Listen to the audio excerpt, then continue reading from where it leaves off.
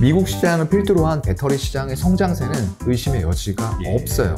하이니켄, 고성능, 그리고 중대형단에 어울리고 SUV에 적합한 픽업 트럭. 결국은 우리나라 배터리 업체들이 선전을 보일 수밖에 없다.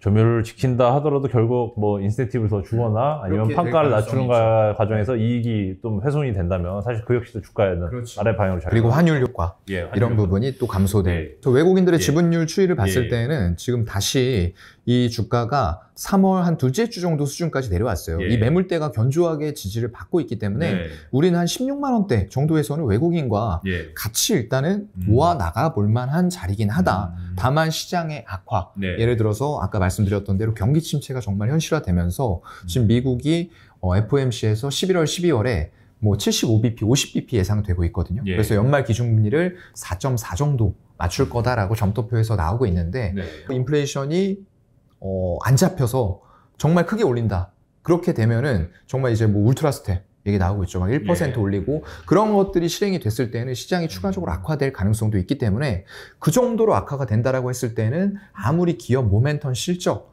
있는 업체라고 하더라도 주가가 흘러내릴 수밖에 없어요. 16만 원대 정도에서 한번 사볼 만은 하되 본인이 감내할 수 있는 수준을 벗어나는 시장이 펼쳐지면서 내가 감내할 수 있는 손실률을 넘어간다 라고 했을 때는 반드시 다시 사는 한이 있더라도 손절선은 반드시 지키기 바라겠습니다. 그리고 신용 레버리지 절대 쓰지 마시고요.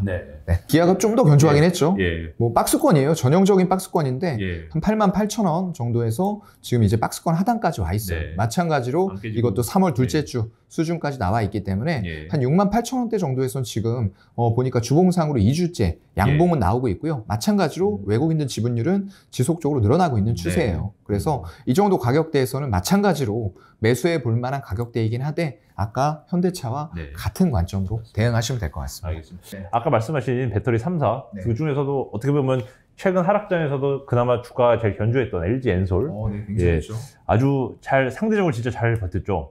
SK는 조금 의견이 좀 있는 것 같습니다. 그래서 살짝 좀 갈려서 배터리 셀 메이커 3대장 먼저 한번 살펴보도록 하겠습니다. 일단은 뭐 SK용 같은 경우에는 이제 아직 분산은 안 됐는데 그쪽은 아직도 SK 이노베이션에 들어가 있기 때문에 이쪽에서 이제 정유가 차지하는 비중이 커요. 에너지라던가 정유 부분을 제외한 배터리 쪽에 흑자 전환 이런 부분들의 기조를 조금은 더 지켜봐야 될 것 같고요. 다만 공격적으로 투자 집행하고 있습니다. 그리고 배터리 점유율로 봤을 때에도 글로벌 출하량으로 봤을 때 지금 LG 에너지 솔루션에 이어서 국내에서는 2위거든요. 그리고 지금 삼성 SDI가 3위인데 지금 최근에 삼성 SDI가 이제 원통형 배터리 4680을 이제 중심으로 해서 굉장히 공격적인 행보를 보여줄 것이다. 여태까지의 소극적인 행보들, 왜냐하면 이게 소극적이라는 부분들이 저가 수준은 안 한다라는 의미예요. 그래서 수익성이 다른 업체들 대비해서는 좀 견조하게 유지가 되고 있기 때문에 저는 이제 굳이 두 개를 꼽는다라고 했을 때는 LG 에너지 솔루션이 탑픽, 그리고 두 번째가 삼성 SDI가 될 것 같아요. SK 이노베이션은 조금 더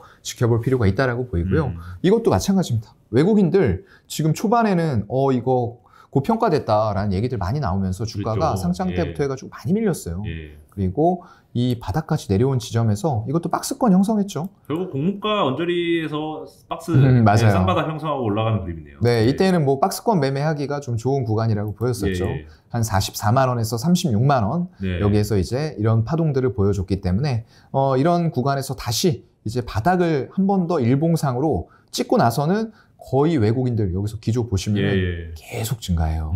근데 지금 4.5%까지 지분율 올라와 있는 상황이고요. 그만큼 이게 상장이 될 당시에 공모가 정할 때 도대체 왜 CATL, BYD의 EV EBITDA를 갖다 붙이느냐 이런 얘기들 많았어요. 말 많았죠. 말 많았어요. 70조 나오고. 근데 그때도 제가 나와서 한번 말씀을 드린 것 같은데 그게 타당하니까 붙였다고 저는 좀 생각을 해요. 물론 초기에는 이제 여러 가지 이슈들로 인해서 외국인들이 빼긴 했지만 향후 지금 올해 전기차의 침투율이 10% 조금 넘을 걸로 생각되거든요. 그럼 여러분 생각해 보세요. 지금 이렇게 각 나라에서 환경을 중요시하고 있고 에너지원 다변화 그리고 러시아, 우크라이나 위기까지 겹치면서 앞으로 이런 전기차로의 전환이 더 빨라질까요? 늦어질까요? 절대 늦어지진 않아요. 더 빨라지고 거기다 더불어서 지금 유럽, 중국 이런 쪽에서 먼저 시작했지만 지금 배터리 확보를 위한 전쟁들 미국에서 엄청나게 지금 치열하게 벌어지고 있습니다. 근데 미국이 원하는 건 메이드 인 USA죠. 예. 무조건 미국에서 만들어라. 그럼 세액공제 혜택 크게 줄게. 그래서 결국엔 미국이 지금 시장의 파이를 엄청나게 키워주고 있는 거예요. 큰 그림으로 보셔야지 하나하나의 주가 이런 것들보다는 먼저 이런 빅 트렌드에 대해서는 큰 글로벌 흐름을 보시고 그 중에서도 이제 미국이라던가 이런 쪽의 정책은 굉장히 중요합니다. 예. 그래서 미국 시장을 필두로 한 배터리 시장의 성장세는 제가 볼 때는 의심의 여지가 예. 없어요. 그래서 일단은 가장 강력하게 우리나라에 지금 배터리 3사는 전부 다 하이니켈입니다. 하이니켈이죠. 네. 근데 이제 중국 쪽을 말씀하시는 분들이 있는데 그쪽은 사실상 저가용 배터리 LFP, 리튬 인산 처리 위주를 이루고 있어요. 그렇다 보니까 초기 시장에는 적합합니다. 왜냐하면 아까도 말씀드린 것처럼 차량 가격 자체가 동급 대비했을 때 1000에서 1500 비싸기 때문에 최대한 원가를 많이 차지하는 배터리의 가격을 낮추는 게 중요해요. 그러면서 시장을 빠르게 초기에 잠식해 나갈 수 있는 방법을 선택한 게 중국의 CATL이나 BYD 이런 쪽들이 되는 거거든요. 네. 그러면서 그걸 어디에다 많이 파느냐가 중요하죠. 중국 로컬 업체들, 중국 완성차 업체들한테 많이 팔고요. 그게 중국 내에서 팔리는 거예요, 결국은요. 그렇기 때문에 유럽이라던가 미국 쪽 이런 시장을 봤을 때에는 그런 배터리들이 들어가는 차량들이 앞으로 많이 생산될 게 아니라 하이니켈, 고성능, 그리고 중대형 단에 어울리고 SUV에 적합한 픽업 트럭 이런 것들이 힘이 좋아야 되잖아요. 예. 주행거리가 또 길어야 되고 이런 부분들이 있기 때문에 결국은 우리나라 배터리 업체들이 선전을 보일 수밖에 없다. 그래서 평가를 높게 받는 게 저는 당연하다라고 말씀을 드렸던 거고요. 주가는 지금 뭐 36만 원대에서 바닥을 잡은 이후에 굉장히 견조한 흐름. 이렇게 시장이 흔들릴 때에는 여러분들이 이런 지점에서 121선 제가 좋아하는 지점들이에요. 네.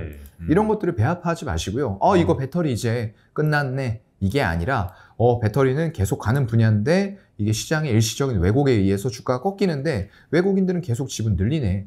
이런 기조를 여러분들이 체크를 하실 수가 있어야 돼요. 그래서 오히려 배합하지 마시고 이걸 어디에서 내가 사보면 좋을까 이런 고민을 하시는 게 맞다라고 봅니다. 4680 배터리 이거 아직까지 완벽하게 양산되는 배터리가 아니에요. 네. 이게 이제 4680 해서 숫자를 두 개씩 끊으면 되거든요. 네. 46이라는 게 이제 원주 지름이에요. 네, 지름이고요. 그리고 80이라는 게 높이입니다. 그래서 원통형이 이렇게 원통형으로 생긴 배터리를 기존의 2170에서 부피를 더 키운 거예요. 그렇게 됐을 때 주행거리가 늘어나는 부분들, 에너지 밀도의 고율화 그런 것들이 있기 때문에 배터리를 키우는 거거든요. 예. 그래서 이게 이제 꿈의 배터리라 불리우는 전고체 배터리로 가기 전의 배터리예요. 네. 이제 전고체 배터리도 열심히들 다 기술 개발하고 이러고 있는 상황이고요. 결국에는 이런 4680을 또 발전시켜 나가는 쪽들이 결국엔 합니다. 역시 꾸준히 늘리고 있네요. 네, 어려운 시장에서도 네. 정말 이게 외국인들하고 기관들이 정말 패대기를 치고 예. 너무 많이 팔고 이럼에도 불구하고 이렇게 지분을 늘려나가는 종목들 있단 말이죠. 이게 주가가 꺾일 때 이런 시장에선 급격하게 살 필요가 없으니까 예를 들어서 외국인과 기관들이 넘쳐나는 유동성으로 여 지점에서도 계속 지분율을 늘릴 때 위로 올려서 산다라고 하면은 주가는 고점 뚫고 올라가겠죠. 그런데 시장이 악화되는 흐름에서 외국인과 기관들은 급하게 살 필요가 없는 거예요. 개인들, 발등에 불이 떨어진 건 개인들밖에 없습니다. 그래서 이 물량들을 그냥 천천히 밑에다 걸어놓고 개인들은 그냥 이제 투매를 어쩔 수 없이 하는 과정에서 외국인 기관의 특히나 외국인의 지분율은 계속 늘어나고 있는 이런 추세로 가고 있는 거죠. 그래서 이번 파동에서 봤을 때는 이것도 뭐 고점은 좀 명확히 보여요. 한 63만 원대까지는 상승이 일단 이루어지지 않을까. 이 매물대를 돌파했을 때는 61만 원 돌파했을 때는 63만 원까지는 간다라고 보고요. 그렇다고 하더라도 여기에서 63만 원이 만약에 여기 63만 원 도달했을 때 내가 신규 매수를 고민한다 이러시는 분들은 여기에서도 아까 말씀드렸던 대로 외국인 지분율 꾸준하게 늘리는 거 보면서 기관들도 같이 강하게 사주면서 오히려 이 지점을 강하게 돌파하는 시그널이 나올 때 이렇게 윗골이 달리고 음봉 나오는 지점이 아니라 강하게 양봉을 세우면서 예를 들어서 65만 원까지 한 번에 빡 올렸다. 그럴 때는 따라 들어가서 사셔도 될 것 같은데요. 일단 기본적으로는 조금 여기 저점에서 사셨던 분들은 한 63만 원 정도에서는 그래도 내가 물량을 조금 줄였다가 다시 늘린다던가 일부의 차익 실현을 한다. 이런 관점으로 보시는 게 더 좋을 것 같습니다. 이게 사실 차트 지나고 나니까 보이는 거지만 실전 투자 관점에서는 맞아요. 사실 정권 좀 돌파하는 것처럼 보이니까 꼭지에서 따라붙었다가 좀 물량 내주면서 그렇죠. 사실 기관 외국인이 쓸어 담고 있는 거 아니겠습니까? 근데 이분의 꼭지에서 하신 분은 당연히 손절 쳤겠죠. 그래도 맞아요. 치셨으면 다행인데 정말 못 치신 분들이라고 하더라도 이런 기업들은 레버리지로 사신 게 아니면은 그냥 손실이 있더라도 버티는 게 제가 볼 때는 답이에요. 왜냐하면 결국에는 가요. 그래서 이런 것들 너무 고점에서 이런 파동을 좀 짧게 보면은 이렇게 놓고 보면 잘 안 보여요. 그래서 제가 항상 말씀드리는 게 일봉보다 주봉, 주봉보다 월봉 이렇게 보시라고. 그리고 5일선보다 11선, 11선보다 뭐 61선, 121선 장기로 봐야지만 이런 파동들이 명확하게 보이거든요. 이런 것들 좀 보고 대응하실 수 있는 부분까지도 같이 좀 공부해 보시면 좋을 것 같아요. 네, 감사합니다. 사장님께서 요즘 좋게 보시는 업종과 종목 한 뭐 두세 개 정도만 짧게 한번 브리핑 한번 부탁드립니다. 글쎄요, 일단은 2차 전지 분야에서는 뭐 제가 아까 이제 조금 전에도 또 2차 전지 소재 쪽을 매경 TV에서 다뤘어요. 그러다 보니까 그쪽에서 이제 에코프로비엠 하고 LNF 같은 종목들은 좀 많이 말씀을 드렸어요. 왜냐면 이제 배터리를 만드는 데 있어서 원가의 60에서 70%까지 원가를 차지하거든요. 그러니까 가장 중요한 물질이에요, 결국에는요. 그래서 그런 것들의 주가가 눌렸을 때는 생각을 하셔야 됩니다. 이거를 바닥에서 10배 올라왔는데 왜 추천해? 이게 아니라 이거는 앞으로도 갈 길이 멀다라는 부분을 여러분들이 생각을 해야 되는 거죠. 글로벌 전기차 침투율이 올해 이제 10%가 될 것 같은데 이거 2030년 되면은 50%에 달한다는 통계가 있어요. 그만큼 빠르게 기존의 내연기관차가 왔던 것보다도 훨씬 빠른 속도로 친환경 차량들, 특히나 전기차가 이 시장을 잠식해 나간다는 거예요. 그럼 그 과정에서 원가의 60%를 차지하는 양극재 업체들 얼마나 더 많이 필요하겠습니까? 그리고 보급률이 10%가 넘어가면 아까도 말씀드린 것처럼 엔트리 모델들이 많이 팔리지가 않아요. 네, 조금 더 중대형화되고 고급화된 차량들을 선호하면서 인프라도 점점 더 많이 갖춰질 겁니다. 이런 것들이 전부 다 지금 대기업들이 뛰어들어서 인프라 구축 다 해놓고 있어요. 그럼 결국은 대기업이 만드는 방향이 여러분들 투자해서 돈을 벌 수 있는 길이에요. 그래서 그런 관점에서 이런 쪽에 배터리 3사 중에서 두 개 업체들 LG 에너지 솔루션과 삼성 SDI 말씀드렸고요. 그 밑으로는 이제 또 배터리를 만드는 데 있어서 가장 중요한 양극재 에코프로 비행과 LNF 그리고 또 하나 얘기 드리자면 포스코 케미칼 이런 쪽은 음극재까지 같이 영위하고 있기 때문에 사실상 양극재보다 음극재의 수익성이 더 좋아요. 그래서 이런 음극재에서 나중에는 실리콘 음극재 이런 쪽까지 할 수 있는 어떤 기술력을 갖추고 있는 거기다가 양극재도 대규모 공급 계약 공시하면서 주가가 헐헐 날아갔잖아요 최근에요. 그게 일회성으로 그치지 않아요. 어차피 완성차 업체들은 이미 방향을 확고하게 정했어요. 그 가는 과정에서 양극재와 배터리 엄청나게 많이 필요할 겁니다. 마지막으로 딱 한 종목만 말씀드리겠습니다. 사실 최근 로봇 테마 인플레가 가속되면서 어차피 사람 안 쓴다 이제 임금 많이 못 오르려면 당연히 로봇 도입 확대될 거다 이 얘기 많이 하시죠. 그래서 로봇 테마 좀 뜨고 있는데 이것도 중장기 테마로 2차전지 성장처럼 이제 초입이다 말씀하시더라고요. 맞아요. 그러면 로봇 테마주 한 종목만 마지막으로. 이 로봇이 얼마나 우리 생활로 침투를 하고 있느냐가 중요해요. 그만큼 우리가 로봇을 실생활에서 많이 본다라고 하면은 로봇의 산업의 크기가 급속도로 커지고 개화가 빠르게 진행이 되면서 대기업들이 그만큼 로봇을 많이 출시하고 있다는 거예요. 지금은 서비스 로봇이죠. 이제 식당 같은 데 가면은 여러분들 무인 로봇이 자율주행하면서 갔다가 식탁에 이제 주고 이런 것들 많이 보셨을 거예요. 맞습니다. 그런데 이제 그런 거에서 더욱더 발전된 우리가 영화에서 보던 로봇들이죠. 이족보행 로봇 막 뛰면서 그리고 생각하고 자율주행 인공지능 결합되고 하면서 정말 집안의 모든 것들을 다 해주는 서비스 로봇 이런 개념까지도 결국에는 대기업들은 다 생각하고 있어요. 빅테크 기업들과요. 그래서 그런 부분에 있어서 로봇을 만드는 데 있어서 필수적인 부품이 감속기예요. 그 속도 줄여주는 맞아요. 이런 부품도 되게 많이 들어봤는데 아직은 좀 어렵더라고요. 조금 어렵죠. 그래서 이런 분야들에 대해서는 여러분들 제가 뭐 여기에서 너무 자세하게 설명해 드리기에는 시간적인 제약이 따르기 때문에 이 로봇에 대해서 이제 관련된 종목을 한번 말씀을 드려볼게요. 그럼 여러분들이 하셔야 될 건 뭐겠습니까?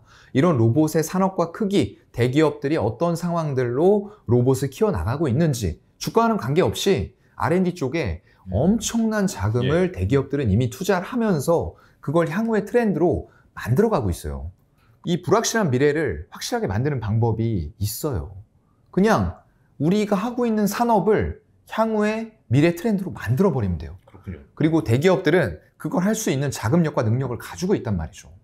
그래서 이쪽으로 자금을 계속 투입하고 결국에 우리들은 각 가정마다 한 대씩 로봇을 가지게 될 거예요. 이건 100%입니다. 제가 볼 때는요. 그래서 그런 것뿐만 아니라 산업용 로봇도 굉장히 빠르게 늘어나고 있어요. 인간이 할 수 없는 영역들을 전부 다 대체할 거고요. 인간이 할 수 있는 영역도 안타깝지만 이제 필요 없어집니다. 왜냐하면 인건비, 기업들의 존재 목적은 이윤 추구예요. 이윤 추구하는 데 있어서 방해가 되는 요소들, 정말로 안타깝지만 방해가 되는 요소들이에요. 인건비 계속 올라가잖아요. 그거 없애려고 할 겁니다. 그렇다고 하면 결국은 로봇을 만드는 기업들, 로봇과 관련된 부품들, 핵심 부품을 만드는 기업들의 주가는 지금도 비싸다라고 생각하는 분들도 분명히 있을 거예요. 이게 주봉 월봉으로 봤을 때 이제 단기간에 너무 많이 올라온 거 아니냐. 이거 지금 SPG라는 기업이거든요. 네. 오늘 또 상장된 게 SBB테크인가요? SBB테크. 네, 그거 상장됐는데 오늘 상한가 아마 바로 직행했을 거예요. 상한가 간 걸로 저도 방송 전에 보고 왔습니다. 그만큼 이렇게 2차 전지 관련된 종목이나 로봇 관련된 이게 전부 다 어떻게 보면 4차 산업이 밀접하게 관련이 돼 있어요. 이런 쪽들에는 투자자들의 관심이 그만큼 높다라는 거를 반증을 해주고 있는 거고요. 이것도 지금 코로나 때 사실상 가격 많이 꺾였어요. 3,400원까지 갔는데 최근에 22,000원까지 꾸준하게 올라오는 추세. 그리고 윗꼬리가 지난달에 길게 달렸지만 이번 달에도 꺾이지 않고 있어요. 종가상으로 계속 올라가고 있죠. 이런 부분들이 결국에는 감속기 수요가 급증할 것이다 라는 부분들로 인해서 올라가고 있기 때문에 제가 기업은 일단 이것만 소개해드렸는데 많아요. 그래서 여러분들이 하실 일은 로봇과 관련된 테마 종목들 뭐가 있는데 이런 기업들이 각각 무슨 일을 하고 있고 그래서 다트전자공식 가셔서 이런 기업의 지금 실적 추이라던가 향후의 로봇 산업의 크기를 어떻게 보고 있는지 전부 다 자세히 기술이 돼 있어요. 사업 보고서에요. 토시 하나 빼놓지 말고 여러 번 정독하신 이후에 이 기업에 대해서 어느 시점에서 투자를 하면 좋을지 그것만 여러분들은 찾으시면 될 것 같아요. 진짜 명쾌한 정리 감사합니다. 이상 자이언트TV의 안갑수 기자 또 사연관 차장님이셨습니다. 감사합니다. 네, 고맙습니다.